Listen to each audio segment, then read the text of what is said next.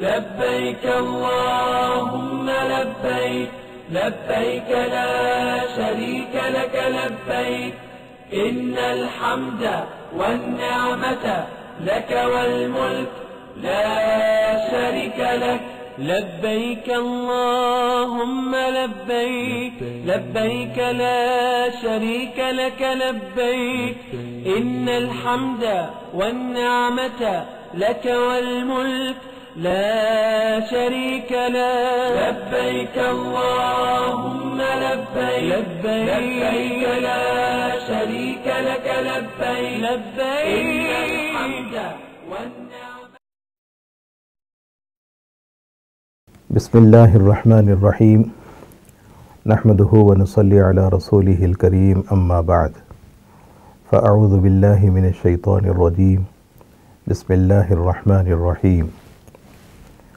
وَلِلَّهِ عَلَى النَّاسِ حِجُّ الْبَيْتِ مَنِ اسْتَطَاعَ إِلَيْهِ سَبِيلًا وقال النبي صلى الله عليه وسلم الحج المبرور ليس له جزاء إلا الجنة وقال عليه الصلاة والسلام الحج عرفة أو كما قال عليه الصلاة والسلام. محترم ناظرین، عمرے کی تفصیلات کے بعد اب حج کے سلسلے میں کچھ تفصیل آپ کے سامنے پیش کی جا رہی ہے۔ جب ہم عمرے سے فارغ ہو گئے تو یہاں جو حج تمتع کا جنہوں نے ارادہ کیا تو ان کے لیے تو یہ تھا کہ وہ عمرہ کرنے کے بعد اپنے سر کے بال منڈوا کر احرام کھول دیں اور اپنے سلے ہوئے کپڑے استعمال کر لیں، اور پھر حج کے ایام جب شروع ہوں گے اس وقت اس کا انتظار کرتے رہیں۔ اور جو لوگ حج قران کی نیت کیے ہوئے تھے تو وہ عمرے کا جس وقت احرام باندھ رہے تھے تو اس وقت ان کو یہ بھی نیت کرنا تھا کہ میں عمرہ اور حج دونوں کے لیے احرام باندھ رہا ہوں۔ تو جنہوں نے اس طریقے سے احرام باندھا ہے، عمرے کی تکمیل کے بعد وہ بغیر بال منڈائے اسی حالت میں، اسی احرام کی حالت میں حج کے ایام کے شروع ہونے کا انتظار کرنا ہے۔ اور جو لوگ حج افراد کی نیت کیے تھے تو ان کے لیے عمرہ نہیں تھا، وہ احرام باندھ کر سیدھا مکہ مکرمہ آئیں اور صرف کعبۃ اللہ کا طواف کریں، سعی ان کو نہیں کرنا ہے، اور اسی حالت احرام میں رہتے ہوئے حج کا انتظار کرنا ہے۔ حج کے جو ایام ہیں اللہ تعالیٰ نے اس کو مقرر کر دیا کہ حج کے ایام ذی الحجہ کی 8 تاریخ سے شروع ہوتے ہیں۔ 8، 9، 10، 11، 12 یہ 5 ایام اصل میں حج کے ہیں۔ 13ویں تاریخ یعنی 6واں دن بھی وہ بھی اس میں شامل ہو سکتا ہے۔ اب جب 6 تاریخ ہو جائے، ذی الحجہ کی 7 تاریخ ہو جائے تو 7 تاریخ کے دن تمام حجاج کرام کو اس بات کی کوشش کرنی چاہیے کہ وہ نہا دھو کر ضروریات سے فارغ ہو کر اپنے احرام کی تیاری وہ لوگ شروع کر دیں۔ اور عام طور پر 7 تاریخ کے دن رات ہی کے وقت میں معلمین حضرات کی طرف سے اس بات کا اعلان ہوتا ہے کہ اب مینا کی طرف چلنا ہے، لوگ احرام باندھ کر تیار ہو جائیں۔ تو جتنے لوگ عمرہ کر کے فارغ ہوئے تھے ان کو چاہیے کہ اپنے اپنے روم ہی کے اندر مکہ مکرمہ ہی میں غسل وغیرہ سے فارغ ہو کر باضابطہ پھر سے احرام باندھیں۔ احرام باندھ کر 2 رکعت نماز پڑھ لیں اور نماز پڑھ کر اس بات کی نیت کریں کہ اے اللہ اب میں نے جو احرام باندھا ہے وہ حج کے لیے ہے۔ اس کے بعد تلبیہ پڑھنا شروع کر دیں۔ جیسے ہی تلبیہ پڑھنا شروع کر دیے وہ احرام کی پابندیاں شروع ہو گئی۔ یہ جو احرام ہے یہ حج کے لیے احرام ہے۔ 7 تاریخ کے بعد 8ویں تاریخ کو مینا کے میدان میں ہمیں جانا ہے۔ تو کعبۃ اللہ میں یعنی ہم اپنے روم کے اندر احرام باندھنے کے بعد مینا جانے کے 3 طریقے ہیں۔ ان میں سے جس طریقے پر آپ کو سہولت ہو اس کو استعمال کریں۔ پہلا طریقہ تو یہ ہے کہ آپ احرام باندھنے کے بعد سیدھا کعبۃ اللہ کو آئیں اور وہاں پر طواف بھی کریں اور سعی بھی کریں۔ اگر یہ نیت کر لیے کہ طواف بھی کرنا ہے، سعی بھی کرنا ہے،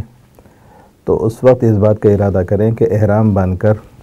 کعبۃ اللہ میں جب آئیں حجر اسود کے سامنے تو اپنے احرام کی چادر کو سیدھے ہاتھ سے نکال کر مونڈے کے نیچے سے اوپر ڈال لیں، یعنی استباع کریں، اور طواف کے پہلے 3 چکروں کے اندر رمل کرتے ہوئے چلیں، یعنی مٹھیاں بند کر کے پنجوں کے بل تھوڑا تیز تیز چلیں گے 3 چکروں تک، اور پھر اس کے بعد 4 چکر سادی چال سے چلیں گے، اور طواف کی تکمیل کے بعد 2 رکعت واجب الطواف نماز پڑھیں گے۔ نماز پڑھنے کے بعد زمزم وغیرہ پی کر پھر صفا پہاڑی کی طرف چلیں گے، وہاں سے صفا اور مروہ کے درمیان کے 7 چکر کر لیں گے۔ مروہ کی بات باہر نکل کر کوئی بال وغیرہ نہ مڈائیں، بلکہ اس طرف جائیں نہیں، وہاں سے سیدھا مینا کی طرف چلے جائیں۔ یہ ایک پہلا طریقہ ہے۔ اس کا فائدہ یہ ہوگا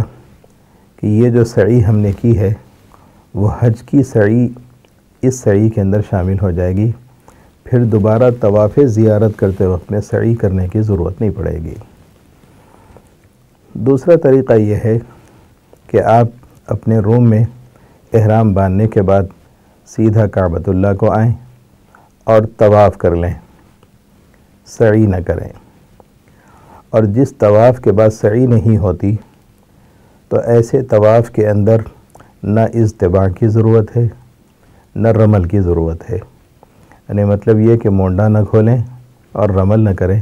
7 چکر بھی سادی چال سے چلیں گے، اور 7ویں چکر کے تکمیل کے بعد 2 رکعت واجب الطواف نماز پڑھ لیں گے، اور نماز پڑھ کے سیدھا مینا کی طرف چلے جائیں گے۔ یہ جو طواف ہے اس کو طواف قدوم کا نام دیا جاتا ہے۔ اور تیسرا طریقہ یہ ہے کہ روم میں احرام باندھنے کے بعد بجائے اس کے کہ ہم کعبۃ اللہ کو آئیں طواف کریں، ہم سیدھے یہاں سے مینا چلے جائیں۔ یہ تینوں طریقوں کی اجازت ہے۔ بالخصوص عورتوں کے لیے، ضعیف لوگوں کے لیے یہ طریقہ بہت زیادہ مناسب ہے۔ اس میں بڑی سہولت بھی ہے کہ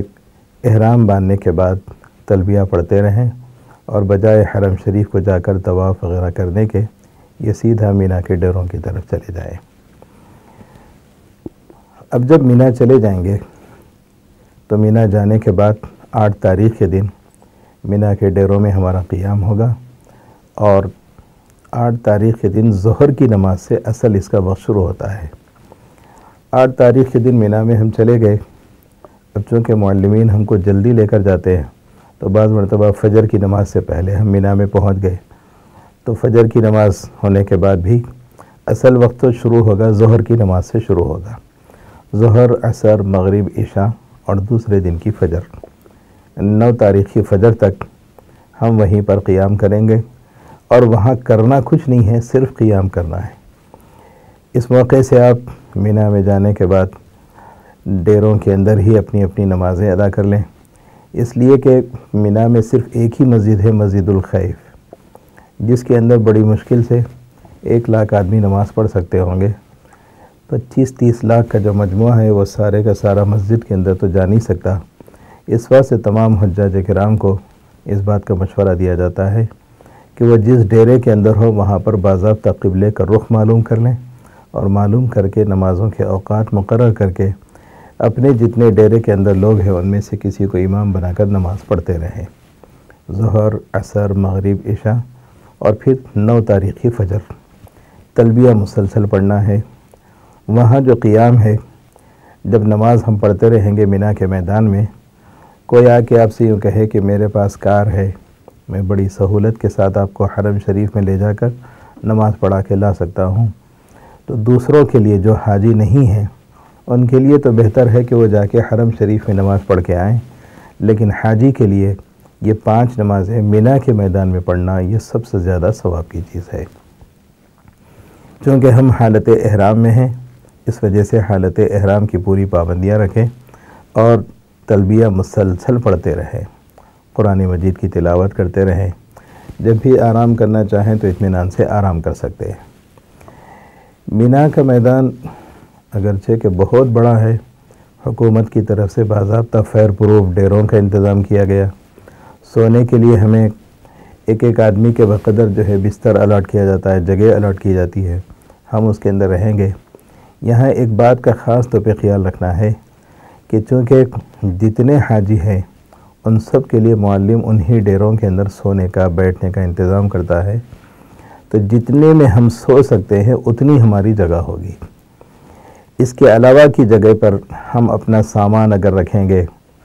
تو ظاہر ہے کہ دوسرے آدمی کی جگہ پر ہمارا سامان ہوگا،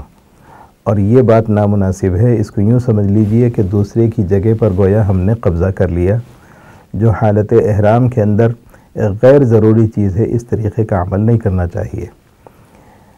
کوئی بھی معمولی گناہ بھی حالت احرام میں اس کا بہت بڑا درجہ ہو جاتا ہے۔ اس وجہ سے ہم اس بات کا خاص طور پر خیال کریں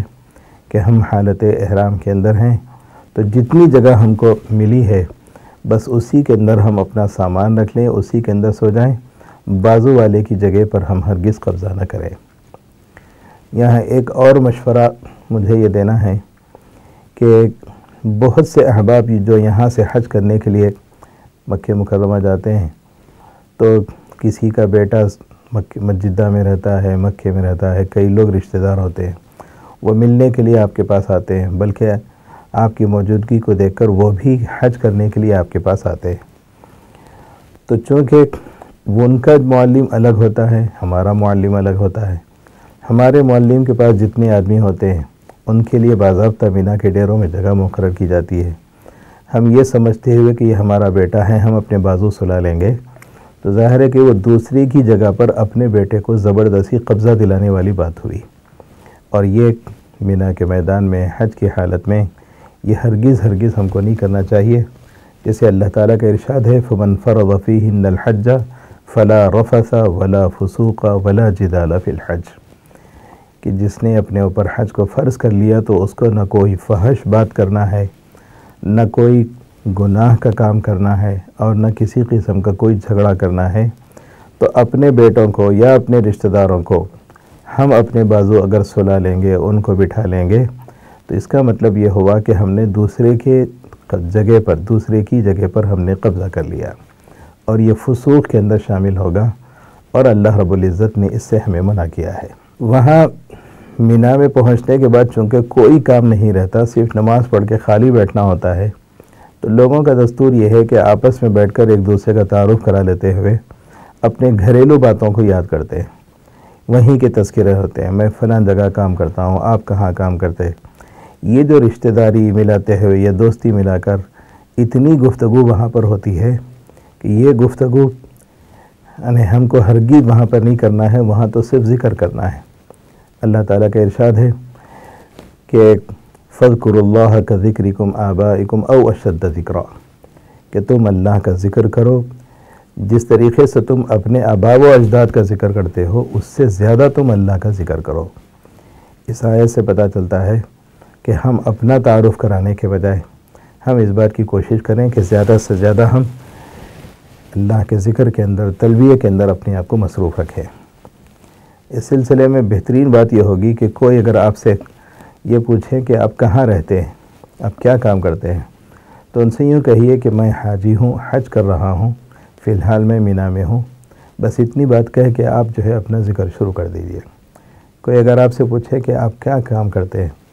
تو آپ اتنا جواب دے دیجئے کہ میں ماشاءاللہ اس وقت حج کر رہا ہوں، میرا کام حج کرنا ہے، میں اللہ کے دربار میں حاضر ہوں۔ اس طریقے سے لوگوں کو بات چیت کا موقع نہ دے۔ بالخصوص ماں بہنوں کو ہم نے دیکھا کہ وہ اس موقع کے اوپر اپنے پورے گھریلو تذکرے کرتے رہتے ہیں۔ ایسے موقعوں کے اوپر ہماری ماں بہنوں کو خصوصیت کے ساتھ چاہیے کہ وہ اپنے گھروں کا تذکرہ اور اپنی بہوؤں کا تذکرہ، اپنی دیگر احباب کا تذکرہ چھوڑ کر صرف اللہ رب العزت کے ذکر کے اندر اپنے آپ کو مصروف کریں۔ رات ہو جائے گی، رات کے وقت میں پھر فجر کی نماز ہوگی۔ فجر کی نماز جیسی شروع ہو جائے گی تو 9ویں تاریخ شروع ہو جائے گی، اور 9 تاریخ کے دن ہمیں بہت ہی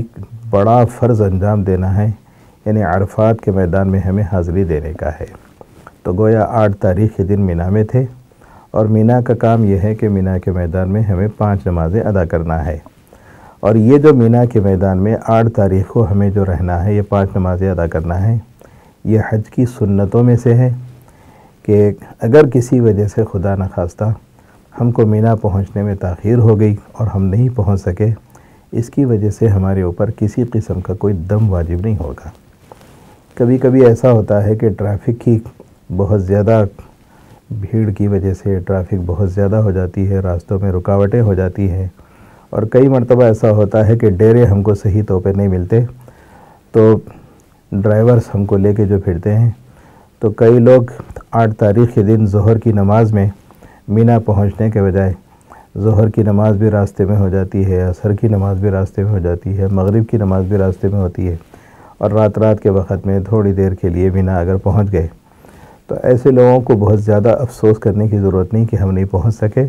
یہ اللہ تعالیٰ کی مرضی ہے، سفر کی حالت میں تھے، لہٰذا 8 تاریخ کے دن تھوڑی دیر کے لیے بھی مینا پہنچ گئے تو آپ کی سنت انشاءاللہ ادا ہو جائے گی، اس کی وجہ سے آپ کے اوپر کوئی دم وغیرہ واجب نہیں ہوگا۔ 9 تاریخ کی فجر کی نماز کے بعد اب ہماری ذمہ داری ہے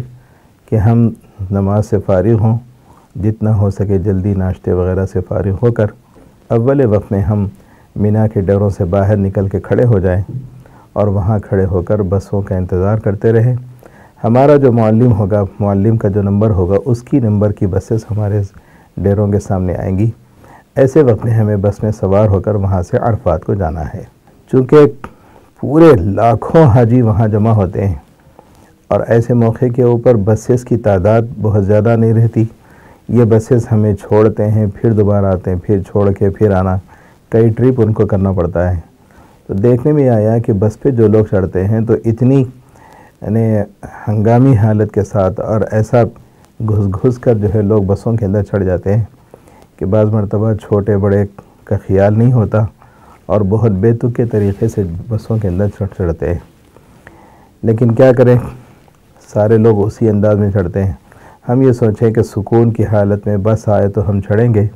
یہ انتظار میں رہیں گے تو ہمارا عرفات کا پورا دن نکل جائے گا لیکن ہمیں جگہ نہیں ملے گی۔ اس واسطے مشورہ یہ ہے کہ بس جب آئے تو اس وقت ہم تھوڑا سا جلدی کرتے ہوئے، پھرتی کرتے ہوئے بس کے اندر ہم چڑھیں۔ اس میں ایک بات کا خاص طور پہ خیال ہو کہ ہمارے ساتھ اگر ہماری والدہ ہے یا کوئی ہمارے ضعیف والد ہیں یا ہماری اہلیہ ہے، جو بھی ہیں، تو ان کو ساتھ لے کر چڑھنے کی کوشش کریں۔ کوئی یہ سمجھے کہ میں پہلے چڑھ جاؤں گا یا کسی کو پہلے بھیج دیے پھر یہ سوچے کہ دوسری ٹرپ کے اندر جو ہے دوسرے لوگ آ جائیں گے، تو اس سے ہوگا یہ کہ پہنچیں گے ضرور لیکن بعض مرتبہ ٹریفک کی وجہ سے وہ الگ جگہ ہو جائیں گے، ہم الگ جگہ ہو جائیں گے، تو ذہنی یکسوئی جو عرفات کے میدان میں ہونا تھا وہ ہمیں نہیں مل سکے گی۔ اس کے لیے بہترین بات یہ ہے کہ جتنا ہو سکے ہم ساتھ چڑھ جائیں، اور اگر کسی وجہ سے ہم چڑھے ہمارے ساتھ کا کوئی نہیں چڑھ سکا تو ہم فوراً اتر جائیں اور دوسری بس کے انتظار میں ٹھہرے اور دونوں کے دونوں مل کے ایک ساتھ چڑھیں۔ 9 تاریخ کے دن عرفات کے میدان میں جب ہم پہنچیں گے تو وہاں کا جو اصل وقت شروع ہوگا عرفات کا وہ ہے زوال سے شروع ہوگا۔ زوال سے لے کر غروب آفتاب تک یہ عرفات کے میدان میں ہمیں جمع ہونا ہے، عرفات کی باؤنڈریز کے اندر ہمیں رہنا ہے۔ یہ حج کے اہم ترین فرائض میں سے ہیں۔ حج کے جو فرائض ہیں وہ 3 ہیں۔ نمبر 1 حج کا احرام ہے، نمبر 2 عرفات کا قیام ہے، نمبر 3 کعبۃ اللہ پہنچ کر پھر طواف زیارت کرنا ہے۔ یہ 3 اہم ترین فرائض ہیں۔ احرام کے اندر بھی آپ کو بڑی فرصت ہے کہ پہلی ذی الحجہ سے لے کر 8 ذی الحجہ تک آپ کو وقت ہے، اس درمیان میں کبھی بھی آپ احرام باندھ سکتے ہیں۔ اسی طریقے سے طواف زیارت کے لیے آپ کو وقت ہے، 10 تاریخ کے دن آپ طواف زیارت کر سکتے ہیں، 11 کو کر سکتے ہیں، 12 کو کر سکتے ہیں، صبح کے وقت میں کر سکتے ہیں، رات کے وقت میں کر سکتے ہیں۔ لیکن عرفات کا جو قیام ہے اس کے لیے دن بھی مقرر ہے، وقت بھی مقرر ہے، اور اگر یہ وقت ہمارا ٹل گیا اور ہم عرفات میں جمع نہیں ہو سکے تو پھر تو ہمارا حج ہی فاسد ہو گیا، اس کا کوئی متبادل نہیں ہے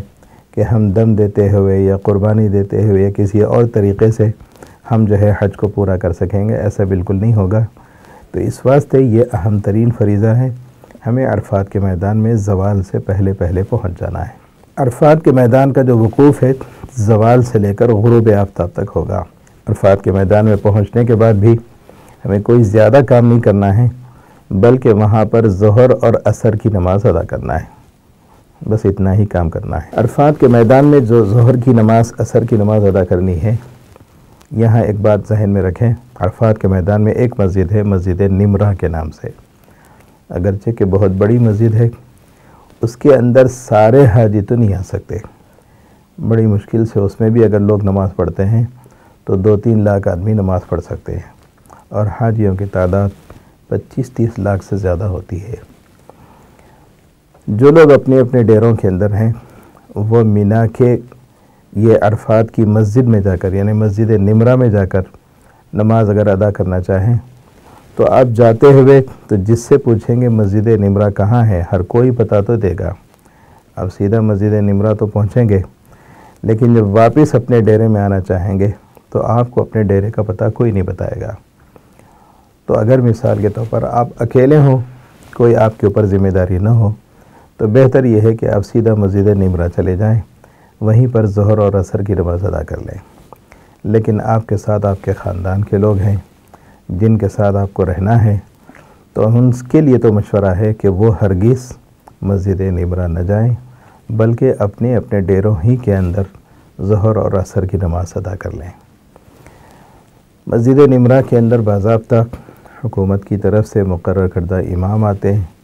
وہ آ کر پہلے خطبہ دیتے ہیں اور ظہر کی نماز اور عصر کی نماز ایک ہی وقت میں ادا کرتے ہیں۔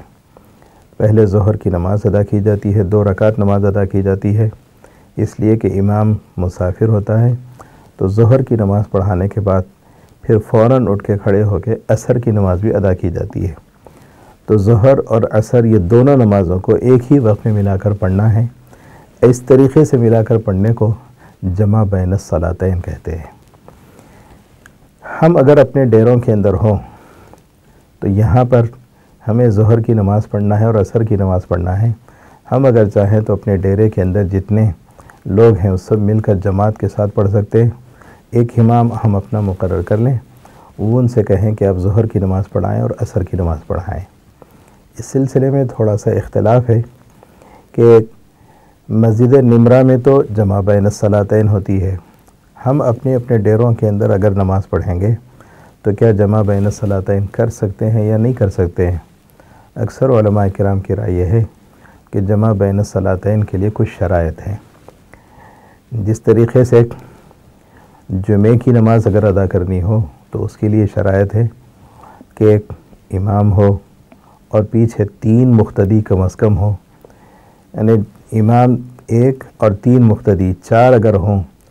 تو کم از کم 4 آدمیوں سے جمعے کی نماز ادا کی جا سکتی ہے خطبے کے ساتھ۔ اور اگر 2 آدمی ہیں، 1 امام ہے،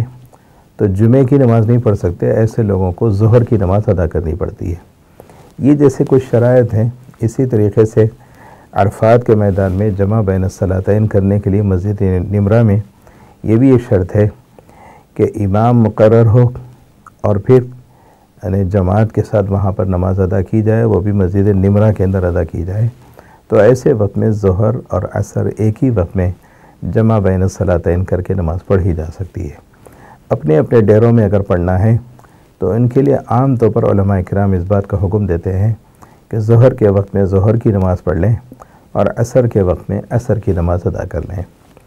اور بعض علماء کی رائے یہ ہے کہ اگر ڈیروں کے اندر بھی اگر ہم پڑھیں، ظہر اور عصر ملا کر اگر پڑھنا چاہیں، یہاں جمع بین الصلاتین کرنا چاہیں تو بھی اجازت ہے، تو آپ کو اس میں جس میں سہولت ہو اس طریقے سے آپ نماز ادا کر سکتے ہیں۔ بہتر تو یہ ہوگا کہ اپنے ڈیروں میں اگر پڑھیں گے تو ظہر کے وقت میں ظہر پڑھ لیں، عصر کے وقت میں عصر پڑھ لیں، بس یہ 2 نمازیں پڑھنا ہے، اس کے علاوہ تو کوئی اور کام نہیں، تلبیہ پڑھتے رہنا ہے۔ یاد رکھیے کہ عرفات کے میدان کا جو قیام ہے، یہاں جو دعائیں مانگی جاتی ہے اللہ تعالیٰ اس کو ضرور قبول فرماتے ہیں، اور قبولیت کا اللہ کی طرف سے اتنا وعدہ ہے کہ اگر کوئی آدمی یوں کہنے لگے کہ شاید میری دعا قبول نہ ہوگی، تو بزرگان دین فرماتے ہیں کہ یہ عرفات کے میدان کا گناہ کبیرہ ہے۔ ایسا ہرگز اپنے دل میں خیال نہیں لانا ہے کہ عرفات کے میدان میں ہماری دعا قبول نہیں ہوتی، بلکہ ہر کسی کو چاہیے، ہر حاجی جتنے لاکھوں کی تعداد میں جو حجاج کرام ہیں، ہر ایک کو یہ تصور کرنا ہے کہ اللہ تعالیٰ ضرور ہماری دعا قبول کریں گے۔ سرکار دو عالم صلی اللہ علیہ وسلم عرفات کے میدان میں ظہر عصر کی نماز سے فارغ ہو کر وہاں سے تھوڑا سا آگے چل کر جو جبل رحمت ہے وہاں پہنچ کر آپ صلی اللہ علیہ وسلم نے خطبہ دیا۔ وہ خطبہ دینے کے بعد جو آپ دعا کے اندر مصروف ہو گئے، تو اتنی لمبی دعا کی کہ اس کا اگر ہم اندازہ لگائیں تو ظہر سے لے کر، چونکہ عصر کی نماز بھی آپ نے ادا کر لی تھی، مغرب کی نماز غروب آفتاب تک آپ مسلسل دعا کرتے رہے۔ اگر ہم اس ٹائم کا اندازہ لگائیں تو کم از کم 5 گھنٹے کا ٹائم نکلتا ہے۔ تو رسول اللہ صلی اللہ علیہ وسلم 5 گھنٹے تک مسلسل دعائیں کرتے رہے۔ تو گویا یہ مقام دعاؤں کا ہے۔ ہم بھی کوشش کریں کہ ہم لمبی لمبی دعائیں کریں، لیکن عام طور پہ ہوتا یہ ہے کہ ہم اپنے ہاتھ اٹھائے ہوئے جب دعا کرتے ہیں تو بڑی مشکل سے لوگ 5 منٹ دعا کرنے کے بعد تھک جاتے ہیں۔ بعض لوگ ہمت کرے تو 10 منٹ، بعض لوگ ہمت کرے تو 20 منٹ، زیادہ سے زیادہ آدھا گھنٹہ۔ بہت کم لوگ ایسے ہوتے ہیں جو 1 گھنٹہ بڑی مشکل سے دعا کر سکتے ہیں،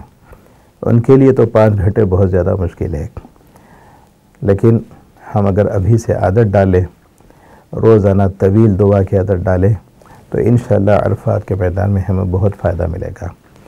عرفات کے میدان میں دعاؤں کے لیے ہم بہترین طریقہ یہ ہے کہ مقرر کر لیں کہ میں ایک آدھا گھنٹہ اپنی ذات کے لیے دعا کروں گا، آدھا گھنٹہ اپنے اہل و عیال کے لیے دعا کروں گا، آدھا گھنٹہ اپنے محلے کے لیے دعا کروں گا، آدھا گھنٹہ اپنے ملک کے لیے دعا کروں گا، پورے ملک کے لیے، اور ایک آدھا گھنٹہ پورے عالم کے لیے دعا کروں گا۔ اس طریقے سے اگر تقسیم کر کے آپ دعا کرتے رہیں گے تو انشاءاللہ بہت آسانی کے ساتھ آپ کا وقت بھی پاس ہوگا، اور دعائیں دل اندر سے گواہی دینے لگے گا کہ بے شک ہماری دعائیں قبول ہوئی۔ حضور اکرم صلی اللہ علیہ وسلم کا ارشاد ہے کہ اصل حج تو عرفے کے دن کا ہے، اور پھر جتنی کثرت سے دعائیں کرتے رہے، جتنی کثرت سے ہم لوگ ذکر میں مصروف رہے، اور جتنا ادھر ادھر کی باتوں کے اندر تو بالکل نہ لگائیں، ایک لمحہ بھی ہم اس میں ضائع نہ کریں، یہاں تک کہ جیسے غروب آفتاب ہو جائے گا تو ہمیں مغرب کی نماز وہاں پر نہیں پڑھنی ہے۔ عرفات کے میدان میں اگر کوئی آدمی غلطی سے مغرب کی نماز ادا بھی اگر کر لیا تو وہ اس کی نماز قبول نہیں ہوگی، اس کو پھر سے دوبارہ دہرانا پڑے گا۔ ہمیں حکم یہ ہے کہ جیسے غروب آفتاب ہو جائے تو وہاں سے نکل کر ہم سیدھا پھر مزدلفہ کے میدان میں آئیں گے، اور مزدلفہ کے میدان میں اگر ہم مغرب کے وقت میں ہی پہنچ گئے تو جب تک عشاء کا وقت نہیں ہوگا اس وقت تک ہمیں انتظار کرنا ہے۔ عشاء کا وقت جب شروع ہوگا تو اس وقت ہم مغرب کی نماز ادا کریں گے اور عشاء کی نماز ادا کریں گے۔ یہ بھی جمع بین الصلاتین ہے۔ تو ظہر عصر کی نماز عرفات میں ادا ہوئی، تو گویا عصر کی نماز کو ہم نے پہلے ادا کر لیا، اس کو جمع تقدیم کہتے ہیں، اور پھر مزدلفہ پہنچ کر ہم نے مغرب کی نماز کو تاخیر کر کے عشاء کے وقت میں ادا کیا۔ اگر ہم مزدلفہ پہنچے، مغرب کا وقت باقی ہے، یہ سمجھ کے کہ مغرب کا وقت باقی ہے، اگر مغرب کی نماز ادا کر لیں تو عشاء کی نماز مزدلفہ میں پڑھیں گے تو یہ جائز نہیں ہوگا، بلکہ باضابطہ عشاء کی وقت کا شروع ہونے کا انتظار کریں گے، اور عشاء کے وقت ہی شروع ہونے کے بعد ہی مغرب اور عشاء کی نماز پڑھیں گے۔ عرفات کے میدان میں جماعت کے ساتھ نماز پڑھیں تو جمع بین الصلاتین کرنے کی اجازت تھی، لیکن مزدلفہ کے میدان میں مغرب اور عشاء پڑھنے کے لیے جماعت کی کوئی شرط نہیں ہے۔ آپ انفرادی بھی اگر پڑھیں گے تو مغرب عشاء پڑھ سکتے ہیں۔ اگر اپنے جتنے لوگ جمع ہیں ان سب کو جمع کر کے ایک آدمی کو امام بنا کر پہلے مغرب کی نماز ادا کریں، پھر عشاء کی نماز ادا کر لیں۔ چڑھاؤ محسوس ہوگا تو یہ سمجھنا چاہیے کہ پہاڑی شروع ہو گئی۔